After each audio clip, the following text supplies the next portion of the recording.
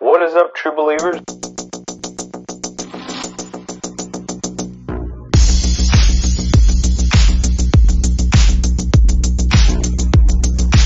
The eternal truth.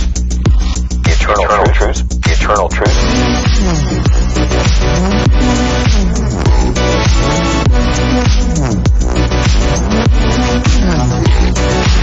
The eternal truth behind our modern mythology. What is up, true believers? It is Mason here with Comics and Crosses, where we discuss the eternal truths behind our modern mythology. And today is Monday, March 7th. I hope you had a great weekend. I hope that you got to see the Batman this weekend, because I'm going to be talking about it. So definitely would be good if you got a chance to view the movie already. I'm not sure what it currently displays as the title of this show, but I had to switch it up last minute because unfortunately, my good friend Chris from Lost in Comics is under the weather. He was planning on coming on with me this morning and talking the Batman, but he's got his throat's killing him, and he could not manage it today. In fact, I think he gave me what he had through Twitter because after I stopped messaging with him, it hurts to swallow. So I'm going to try to make it through this show. But regardless, the show must go on. This is a big time for comic book fans because the Batman is out in theaters, and Batman is the biggest character at DC Comics. I mean, Spider-Man came out, Batman came out, and those are the two big ones, probably the biggest, broadest appeal. And so we have a new take on the Batman. I put out a spoiler-free review, and so today on the morning show, I thought I would get down into the nitty-gritty and just excuse me, and just let you know what I really think. Talk about some of the themes and some of the ideas. First thing I wanted to say is that Steven says it was worth the wait. So yeah. This movie surprised me in a lot of ways. When I first saw the first trailer, I was not really interested. I thought, wow, for the first time, I'm not really interested in a Batman movie. It just looked kind of overly dark and moody. Just looked kind of like too much, like the tone was too much.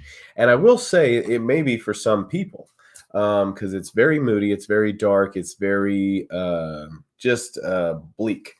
And so, but it has a good kind of message at the end and that sort of thing. But so I will say that over time, I grew more interested in the Batman, seeing more. I thought, wow, the action looks really good. And if you saw my other review, one thing I noted is that I feel like Batman doesn't leave the ground very much. He's much more grounded. There's not a ton of action in this movie, but the action that is there is pretty awesome. So if you're okay, and I think a lot of true Batman fans are okay with a detective story that's a little more of a slow burn, and that was the case with this one. So, and we'll see, how regular, just general audiences react. I mean, I think the movie's been really successful, but, it had a big opening weekend. We'll see if it continues to be a success. It's a long movie to sit through. And, I don't know how general audiences might react to it, but I really liked it. I really felt uncertain throughout the whole movie. It was a very different tone. I think I felt I didn't know where it was going, and which was a great thing, I think, for any movie, to keep you guessing, keep you wondering, and especially a movie where the main villain is the Riddler, So that makes a lot of sense. One thing I wanted to kind of start with saying is that this movie is not the most comic book accurate Batman, I've realized. Although people are like, oh man, that's the Batman I know. That's Batman. Like, great to finally see him be a detective and so on, this and that. The most comic book accurate Batman to date is Ben Affleck's Batman. I really realized watching this because, if you saw Batman versus Superman or Justice League, that that was Batman from the comics. I mean, I knew it as soon as Batman versus Superman started. I'm like, that's Batman. He's totally, this is the comic book world come to life, and that is Batman. So so I can't give it that, but that's okay. It's a movie. I mean, generally, I think most comic book fans will never see a truly comic book accurate version of the character they like unless it's like an animated thing.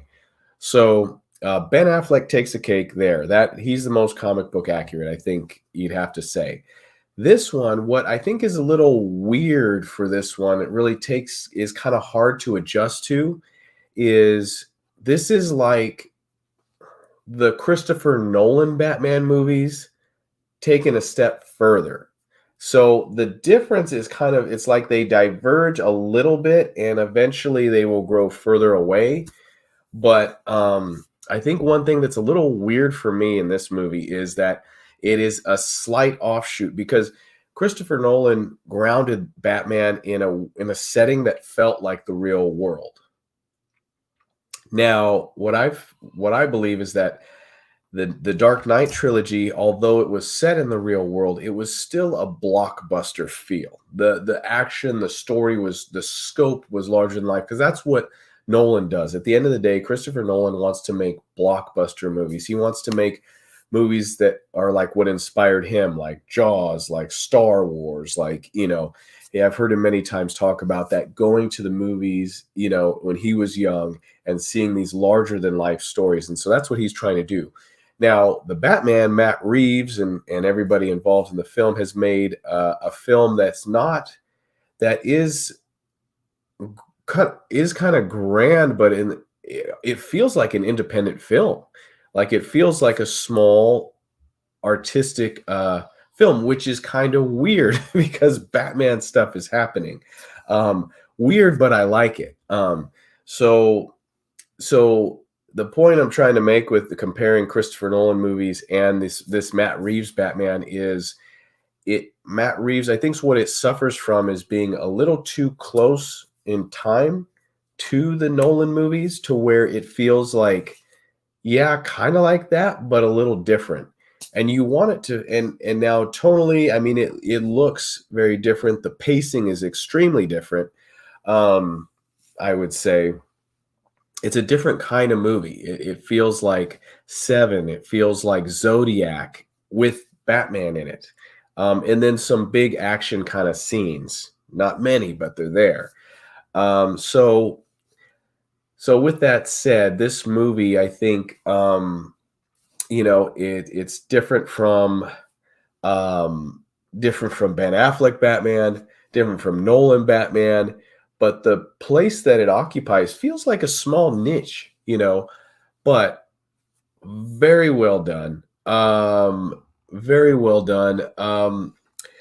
I will say I liked it. So I'm kind of, I'm being critical because I'm doing a review here. I'm talking about it, but I mean, what did you guys think of Robert Pattinson's Batman? Because I thought that he was good.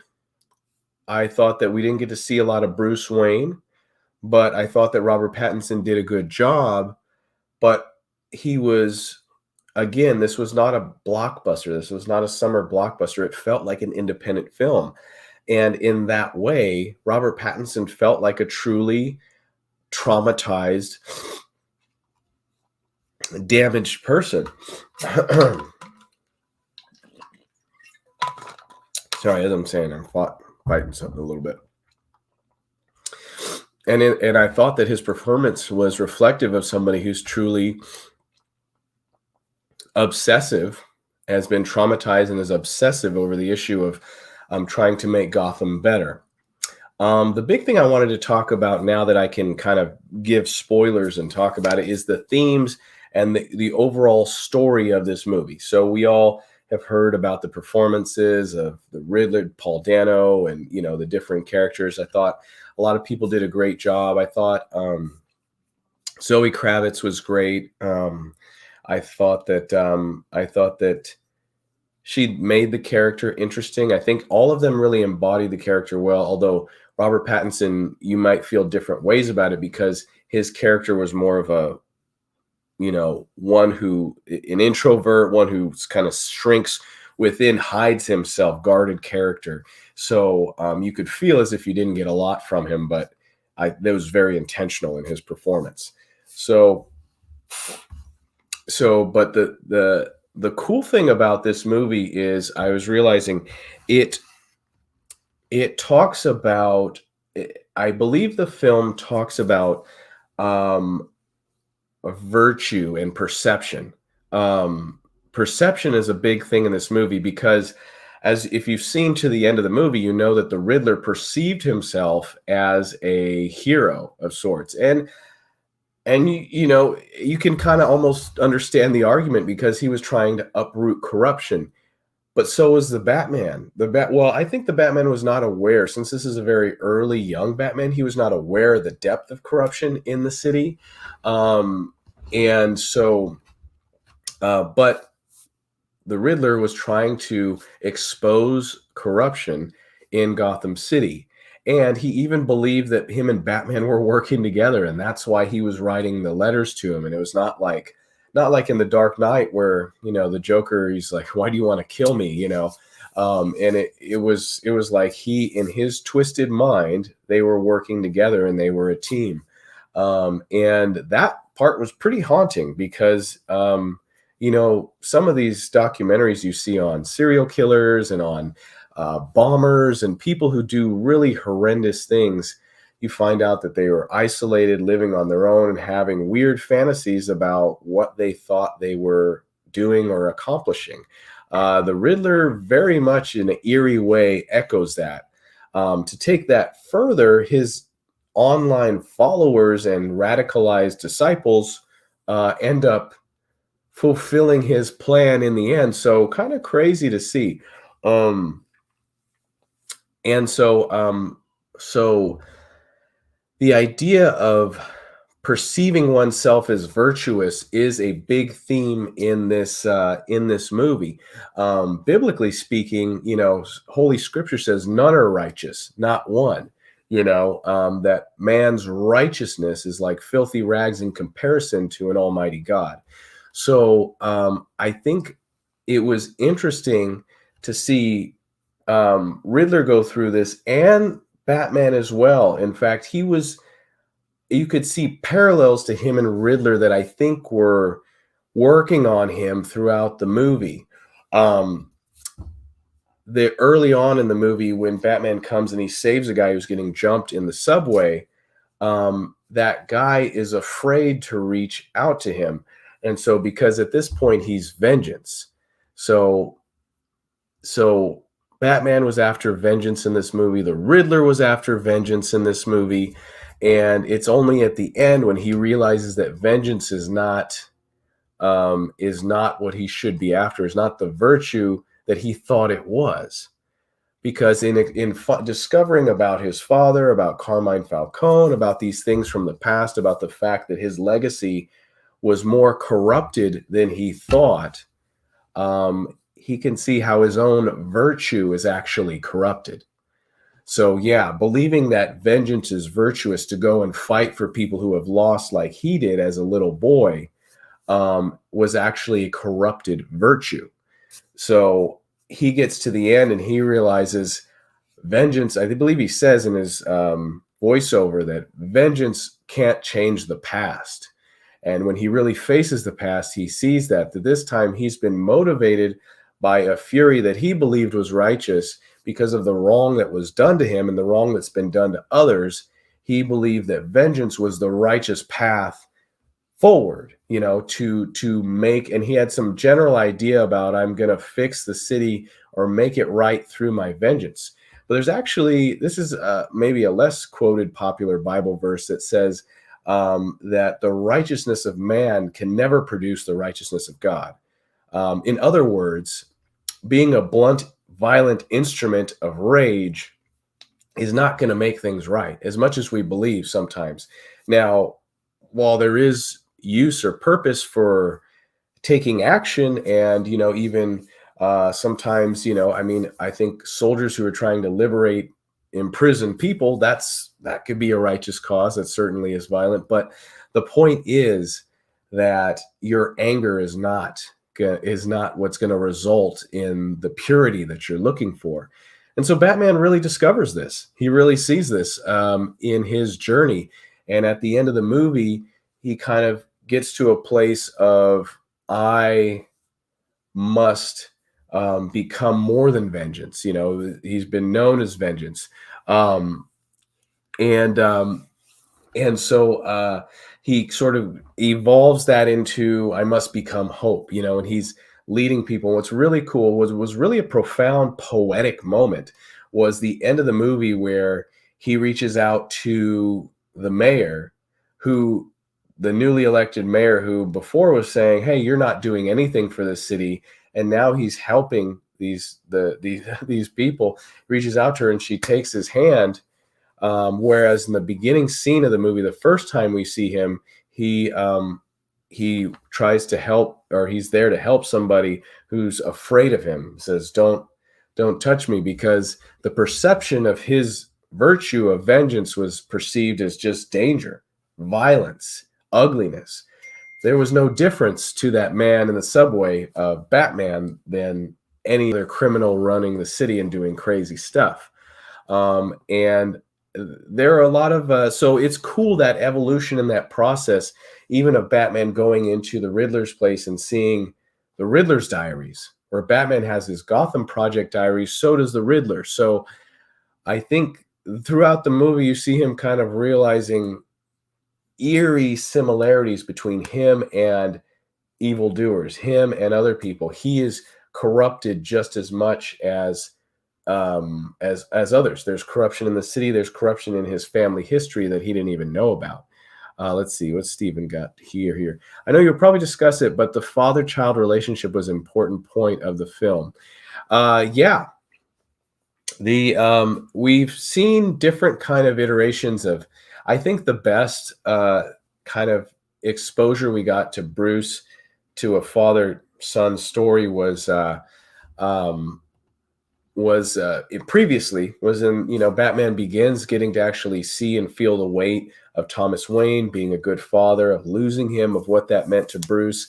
In this movie, we don't really get to see much other than like old pictures or newsreels of Bruce as a child with his parents. They don't show us the crime alley story, but there is this empty ghost sense of legacy that Alfred reminds Bruce of. At one point, Bruce even says to Alfred, "You're not my father," which for me to take a side here and talk about Alfred. I think a lot of true Batman comic book fans really see Alfred as Bruce's father. However, in this movie, Alfred, I was really caught off guard, but I really loved what they did with Alfred, and I really want to see more. I really want to see more because they basically Alfred had very little screen time. Andy Serkis as Alfred, but everything that he did in his scenes was big. They were subtle but big at the same time, if that makes sense.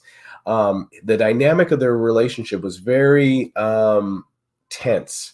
Bruce and Alfred, and Alfred kind of concerned about Bruce maintaining the legacy of his father, of the Wayne family, and Alfred being kind of a unsuccessful father, feeling like he did not achieve what he needed to achieve as the one who raised Bruce. So Alfred is at the same time a disapproving father, concerned about his son carrying on the proper legacy, giving him the cufflinks, and that he had the Wayne cufflinks that Alfred sort of earned and Bruce has never cared about to pick up. And he's a disapproving father, and he's also an enabler, which I thought was really interesting to see. The way Alfred would jump in and work on the code with Batman, work on, these things. He would get drawn in, and that's probably where the two of them really synced up, it feels like. When they get engaged in something and their minds They're both very smart men who like working on projects and probably are more comfortable in a side-by-side relationship than they are in a face-to-face relationship, which makes a lot of sense and sounds like Batman anyway, which is probably akin to the comics and how they are. I think it was only after Alfred was gone that, Bruce maybe really kind of expressed his love and appreciation for him in a clear way. There was a beautiful comic that came out. It might have been an annual where, after Alfred had died in the comics, where Bruce was kind of getting into that. But then, yeah, beyond that, there's also, I was just going to say Selina's relationship with her father, who, turns out, like in the comics, to be Carmine Falcone. So there was an interesting dynamic there where she wanted to kill her father. Her legacy was corrupted, and poison was a part of this ugliness of the city as well. And so, but I think that in the end, she kind of wanted to avenge her mom, but it was a little, I felt like that was a little muddy because she also wanted to avenge her girlfriend who was killed by Carmine Falcone, who strangled her the same as he did his mom. So it was a layered thing, where she was confronting the ugliness of her past and her origins and where she came from, same as Batman. And then, the Riddler as well, being an orphan, growing up in the orphanage in Gotham City, where he was supposed to inherit a lot of great things from the Wayne Foundation, what's it called? The Reservation Fund, the renewal fund. Yeah. And the renewal is a lie, was his big thing. And it was interesting that, him and the other orphans of the city basically got passed over and ignored. They didn't receive the funding they were supposed to. And Bruce Wayne was the only one that anybody cared about. He was on TV all the time. He was like, like John F. Kennedy's kid, after he was assassinated, just kind of the nation's eye was on him and not on the other children who were lacking, who didn't receive what they were supposed to. So, really interesting ideas and themes. I know a lot of people are really curious and interested to see how where they go with the whole Joker thing, with the whole Joker showing up in Arkham Asylum near the end. He definitely had a different kind of feel to him, a different sort of way of talking, and a different kind of laugh, just which is good. I think, he's been done so many times and done well. I mean, literally 2 people have won an Oscar for playing the Joker. That is crazy. That is really crazy. But it goes to show how compelling and interesting this villain can be because of his reflection on the real world. Like, he is a sickened, laughing face at, the kind of evil that is existing in the world today.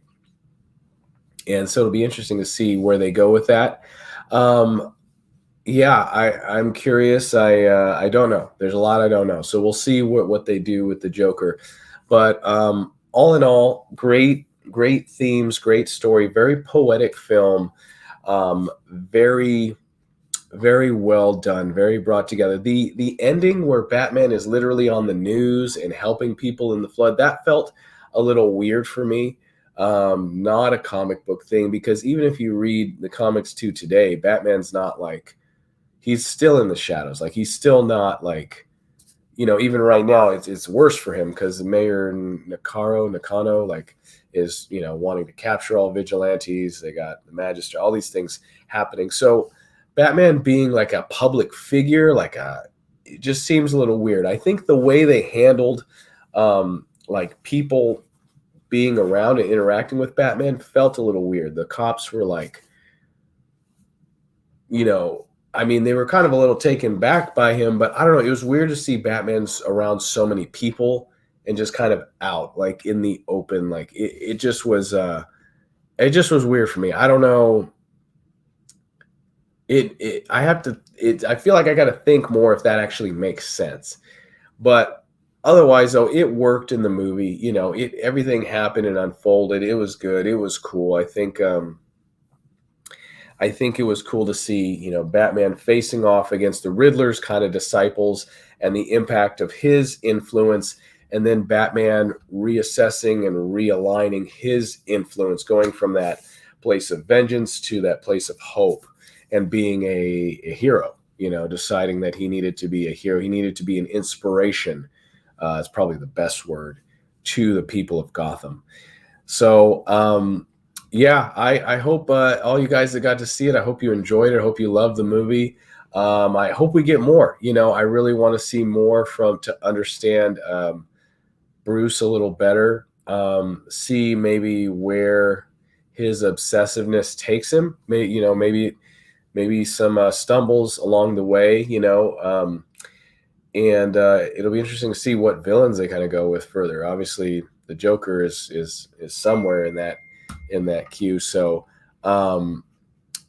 yeah. So great movie. I hope you guys enjoyed it. Hope you had a fun time. Hope you have a good week, everybody. Thanks for dropping in. If you watch this on replay or if you were here with me live, thank you so much.